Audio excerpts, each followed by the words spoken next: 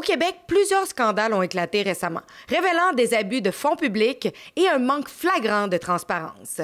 Vous vous souvenez sans doute du chaos provoqué par la réforme numérique de la Société de l'assurance automobile du Québec? En 2023, des files d'attente interminables ont paralysé les services, conséquence d'un projet informatique mal géré. Initialement estimé à 638 millions de dollars sur 10 ans, le programme CASA, incluant la plateforme SACLIC, aura finalement coûté aux contribuables 1,1 milliard de dollars, selon la vérificatrice générale. En décembre 2025, une autre controverse a émergé.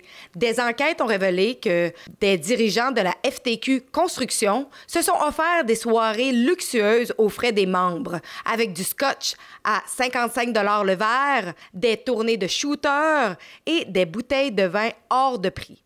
Résultat, une facture de 1 707 $ en boisson pour une seule soirée.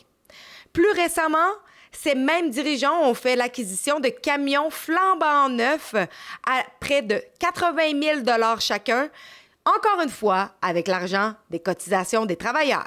Et que dire du bras de fer entre la CSN et Amazon? Après une tentative de syndicalisation menée par la centrale syndicale, Amazon a préféré fermer ses portes et sous-traiter ses opérations.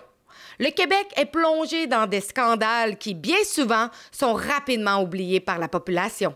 Aujourd'hui, nous en discutons avec Éric Duhaime, chef du Parti conservateur du Québec. Cette entrevue a été filmée le 25 février dernier, avant qu'Éric Kerr ne décide de remettre sa démission en raison du scandale de la SACLIC. Premièrement, on va commencer avec quelque chose que vous avez fait l'annonce récemment. Vous avez tenu une conférence de presse, un point de presse, pour parler du privé en santé. Malheureusement, on n'a pas vu vraiment de couverture médiatique à ce sujet-là. Donc, moi, je vous donne la chance de pouvoir expliquer aux Québécois qu'est-ce que vous voulez dire par avoir du privé en santé, puis qu'est-ce que ça ferait en sorte peut-être qu'on améliorerait nos soins de santé. D'abord, on faisait une conférence de presse, le docteur Karim Elayoubi et moi, qui est notre porte-parole en matière de santé, au sujet du projet de loi 84, qui est actuellement débattu à l'Assemblée nationale.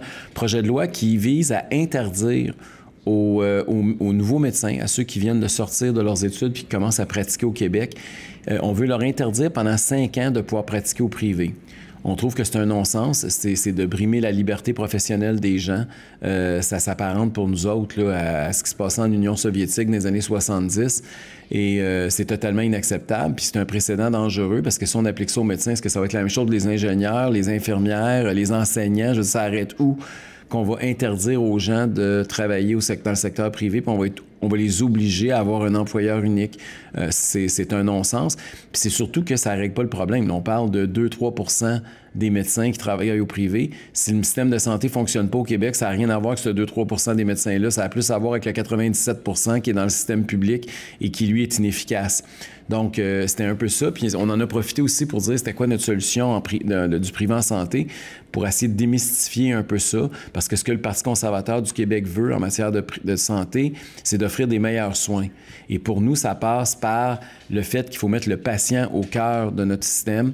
Puis il faut que s'il y a des délais qui ne sont pas raisonnables au secteur public, le patient puisse partir avec sa carte d'assurance maladie et aller avoir des soins au privé, payés par la carte d'assurance maladie, comme ça se fait, par exemple, en Suède. D'ailleurs, même la presse vient de faire une série de reportages là, sur ce qui se passe sur le modèle suédois, notamment sur le privé en santé. L'autre exemple aussi, c'est même s'il n'y a pas des délais raisonnables ou déraisonnables au public, si ça coûte moins cher au privé, bien, la personne peut aller directement au privé plutôt qu'aller au public. Donc, on veut vraiment que la concurrence joue au profit du patient. Qu'est-ce que vous comprenez du fait que, justement, il n'y a pas eu vraiment de couverture médiatique à ce sujet-là? C'est quand même bizarre parce qu'on est le seul parti qui a une position différente. Tous les partis, ça aussi, c'est complètement fou. Les 125 députés sur 125 sont unanimes pour être contre la liberté professionnelle des jeunes médecins. Sont tous d'accord pour obliger les médecins à travailler juste au public. C'est quand même spécial. On est le seul parti qui fait une sortie contre. Puis on n'a aucune couverture médiatique. Pourtant, les médias étaient là. Il y avait une dizaine de journalistes dans la salle, mais il n'y en a aucun qui a cru bon écrire à ce sujet-là. Est-ce que c'est parce qu'ils n'aiment pas les conservateurs? Est-ce que c'est parce qu'ils n'aiment pas le privé en santé? Est-ce que c'est parce que les syndicats ont le bras long? J'ai aucune espèce d'idée c'est quoi la raison, mais c'est quand même, malheureusement, pour l'ensemble des contribuables et des citoyens québécois, c'est triste de constater qu'on les informe aussi mal. Vous m'ouvrez la porte au niveau des syndicats. On a vu que, justement, la CSN avait fait des manifestations sur le terrain des cliniques du Dr Lacroix. Je voudrais vous entendre là-dessus. Bien, écoutez, c'est pas la première fois que les syndicats ont des comportements hautement questionnables, pour pas dire immoral. À tous les jours, il y a un scandale par rapport aux syndicats au moment où on se parle au Québec. Aujourd'hui, on apprend qu'ils se sont payés des chars, des Ram à 80 000 $, tout équipés à même les cotisations des travailleurs. Il y a quelques jours, on apprenait qu'ils se payaient des whisky à 55 $ du verre, toujours sur le bras des cotisations syndicales des travailleurs. On a même vu la présidente de la FTQ, le plus important syndicat au Québec, en entrevue avec Patrick Lagacé au 98.5, aller dire publiquement que c'était criminel parce qu'un de ses membres avait coulé de l'information sur les comptes de dépenses. Un lanceur d'alerte, pour elle, c'est criminel. Tant qu'à moi, ce qui est criminel, c'est de détourner l'argent des contribuables puis l'argent des syndiqués. Ça, je trouve que c'est pas mal plus illégal et immoral que la personne qui, justement, fait en sorte qu'il y a un peu de transparence dans ce qui se passe à l'intérieur des syndicats. Cette semaine, hier, on a appris que la FTQ a envoyé une mise en demeure au bureau d'enquête du Journal de Montréal et du Journal de Québec parce qu'ils veulent qu'ils arrêtent d'enquêter sur leur compte de dépenses, puis qu'ils arrêtent d'informer les citoyens au sujet de ce qui se passe, puis qu'ils arrêtent de faire leur job de journaliste. En fait, ils sont contre la liberté de presse carrément. Donc, c'est très, très inquiétant, l'attitude des journalistes, puis pas des journalistes, mais des syndicalistes. Puis ça, vous venez de parler de la CSN qui était sur les cliniques, sur le terrain des cliniques de Marc Lacroix, parce qu'évidemment, elles sont contre le privé en santé. Mais je veux juste vous rappeler que la même CSN, il y a quelques jours, manifestait aussi contre Amazon parce qu'à cause d'eux, à cause de la moitié de 200 travailleurs dans un entrepôt à Laval, mais il y a 3500 Québécois qui ont perdu leur job, puis Amazon a quitté le Québec. Puis aujourd'hui, avec la Corée du Nord, puis avec Cuba, on est un des rares endroits où Amazon ne veut plus venir. C'est quand même assez particulier. Ces gens-là devraient s'excuser d'avoir fait perdre 3500 jobs au Québec plutôt que de manifester pour essayer que tout le monde entre dans leur folie puis qu'on embarque dans une campagne de boycott ridicule. Pensez-vous qu'il devrait y avoir des régulations où que justement les syndicats devraient être extrêmement transparents sur leurs dépenses, surtout aux gens qui cotisent? Il y a une loi qui avait déjà été adoptée par Stephen Harper à Ottawa sur la transparence syndicale qui obligeait les syndicats à rendre publics leurs états financiers à tous les ans. Malheureusement, quand Justin Trudeau est arrivé au pouvoir, c'était une des promesses qu'il avait faites aux syndicats pour avoir leur appui en campagne électorale. Puis une des premières choses qu'il a faites quand il est arrivé au pouvoir, c'est qu'il a aboli la loi sur la transparence syndicale. Et ce qui fait qu'aujourd'hui, les syndicats peuvent dépenser 80 000 $ pour s'acheter des gros Ram. C'est ça qui est le comble de l'hypocrisie aussi. Hein? C'est que non seulement ils font ça sur le bras des travailleurs, mais je vous rappelle juste que la présidente de la FTQ, hein, on l'appelle Magali Dubaï Picard parce qu'elle était partie à Dubaï pendant que les travailleurs étaient en grève, puis étaient ces piquets de grève à -20 dehors, puis qui essayaient de se négocier des meilleures conditions de travail. Madame avait pensé que c'était plus important de partir puis de s'en aller avec 6 de ses amis à Dubaï dans une conférence sur le climat de la COP, je sais pas quel numéro. Et quand devant le scandale, elle est obligée de revenir prématurément, si vous vous rappelez bien, parce que pour ces gens-là, l'environnement, c'est plus important que les droits des travailleurs. Mais c'est drôle, quand c'est le temps de s'acheter un truck, ils n'ont jamais pensé s'acheter quelque chose d'électrique. Ils se sont achetés des gros Ram à 80 000 $ sur le bras des travailleurs. C'est là que tu vois comment ils sont. Faites ce que je dis, pas ce que je fais. Puis c'est ça qui est odieux puis qui est écœurant un peu quand on regarde le comportement des leaders syndicaux au Québec. Puis il va falloir que, effectivement, autant à Québec qu'à Ottawa, on se lève comme classe politique pour défendre les syndiqués contre les syndicats. On le sait, vous avez demandé auparavant la démission d'Éric Kerr. Oui.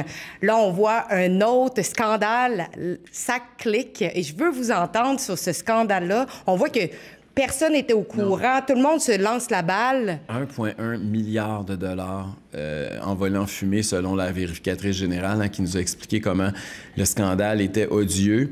La classe politique n'est supposément pas au courant. Ils n'ont rien vu, rien entendu, rien su.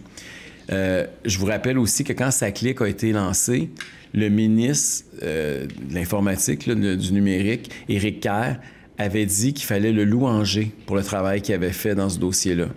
parce qu'on réclamait déjà sa tête à l'époque. Aujourd'hui, on apprend qu'il y a des centaines de millions de dollars des contribuables qui ont été engloutis. Puis, il y a deux choses l'une. Ou soit qu'il ment, puis donc, il faut qu'il démissionne parce que c'est un menteur compulsif à répétition. Puis il a menti sur le troisième lien. Ça, tout le monde le sait aussi. Il nous avait même dit qu'il mettait son siège en jeu s'il n'y avait pas une construction d'un troisième lien qui était commencée dans le premier mandat de la CAQ. On est rendu à la fin du deuxième, puis ils n'ont même pas le début du commencement d'une construction ou d'un contrat qui est donné. Deuxième chose, s'il ne ment pas, puis si effectivement il ne savait rien, bien, je m'excuse, mais si t'es ministre, puis il y a une dépense de 1,1 milliard dans ton administration qui se fait, puis que t'es pas au courant, c'est parce que t'es un incompétent puis t'as pas d'affaires là. Fait qu'il faut qu'il démissionne. D'une façon ou d'une autre, il faut qu'il démissionne. Hier, j'ai écrit aux 3 autres leaders de l'opposition. J'ai écrit à Marc Tanguay du Parti libéral, à Ruba Gazal de Québec solidaire et à Paul Saint-Pierre Plamondon du Parti québécois pour leur demander de se mettre ensemble pour réclamer la démission d'Éric Kerr. Je sais qu'il y a 2 des 3 partis qui, aujourd'hui, à l'Assemblée nationale, se sont levés pour réclamer la démission d'Éric Kerr. J'espère que j'ai eu un impact positif. J'espère que ça va se continuer. Puis je pense qu'il ne faut pas arrêter. Ce ministre-là n'a plus la crédibilité, le minimum de crédibilité pour siéger comme ministre à l'Assemblée nationale. Les sommes dépensées, il y a quelque chose qui est très, très anormal. Ils avaient embauché une firme de consultants pour les aider à faire les appels d'offres. Il y a une compagnie, SAP, le SAP pour ne pas la nommer, qui les conseillait, puis qui a interviewé tous les employés, puis qui avait accès à toute l'information interne, qui non seulement les a conseillés, pas eu le contrat pour les aider à faire les appels d'offres, mais qui a soumissionné, puis qui a eu le gros contrat. Et ça pose une question sur des conflits d'intérêts.